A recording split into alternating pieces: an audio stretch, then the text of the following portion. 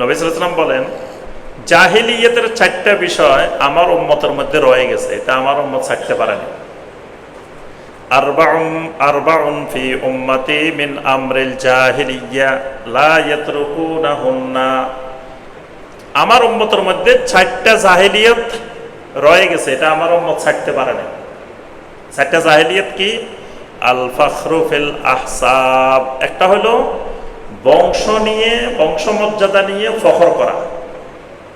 আমরা অমুক বংশের ছেলে, অমুক বংশের মানুষ, এই বংশ মর্যাদা নিয়ে ফখর করা, এটা জাহিলিয়াত।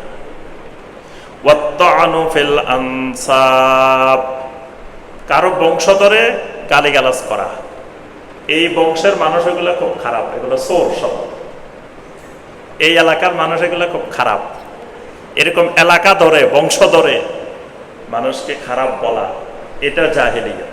প্রত্যেক এলাকায় ভালো মানুষও আছে, খারাপ মানুষও আছে। মক্কা মুকাররমায় নবী সাল্লাল্লাহু আলাইহি ওয়াসাল্লাম ছিলেন, আবু জাহেলও ছিল, আবু লাহাবও ছিল। মদিনাতে নবী সাল্লাল্লাহু আলাইহি ওয়াসাল্লাম ছিলেন, আব্দুল্লাহ বিন উবাইও ছিল, কাব বিন আশরাফও ছিল। তাহলে বোঝা যায় পৃথিবীর সব জায়গায় ভালো মানুষও আছে, খারাপ মানুষও আছে। একই জায়গায় মুসাও ছিলেন, ফেরাউনও ছিল। সুতরাং কোনো একটা এলাকা, কোনো একটা অঞ্চল, কোনো একটা বংশকে ধরে গালি দেওয়া, এটা জাহেলিয়াত। ওয়াল ইস্তিসকা বিন নুজুম, তারকার মাধ্যমে বৃষ্টি প্রার্থনা করা, এটা জাহেলিয়াত। ওয়ান নিয়াহা, মানুষ মারা গেলে কান্নাকাটি করা, মানুষের মারা গেলে বিশাল আয়োজন করে খানা জিয়াফতের ব্যবস্থা করা। রাসূল সাল্লাল্লাহু আলাইহি ওয়াসাল্লাম বলেন ওয়ান নিয়াহা, এগুলা সব জাহেলিয়াত।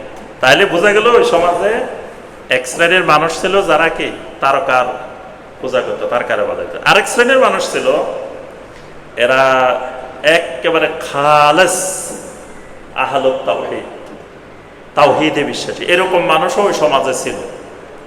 যেমন জুহাইর বিন আবি সুলমা, তিনি আল্লাহ রাসূলকে পান নাই, নবী সাল্লাল্লাহু আলাইহি ওয়াসাল্লামের আগে তিনি মারা গেছেন। তিনি মুআল্লাকার একজন প্রসিদ্ধ কবি। তিনি তার কবিতার মধ্যে লিখছেন, ফালা তাকতুমুন্নাল্লাহা মা ফি নুফুসিকুম লিয়াখফা ওয়া মাহমা ইউক্তামিল্লাহু ইয়ালামু। তিনি তার কবিতার মধ্যে লিখছেন যে, হে আফসার বনি জবিয়ান, তোমাদের অন্তরের মধ্যে কোনো কিছু গোপন করিও না, আল্লাহর থেকে গোপন করিও না, কারণ আল্লাহ তুমি গোপন করলেও সেটা জানেন। জাহেলি যুগের কবি বলতেছে, তার অর্থ হলো এরা আল্লাহর তাওহীদে বিশ্বাস আছে। এরকম অসংখ্য তাওহীদওয়ালা মানুষও এই সমাজে ছিল। তাহলে বুঝতে পারলাম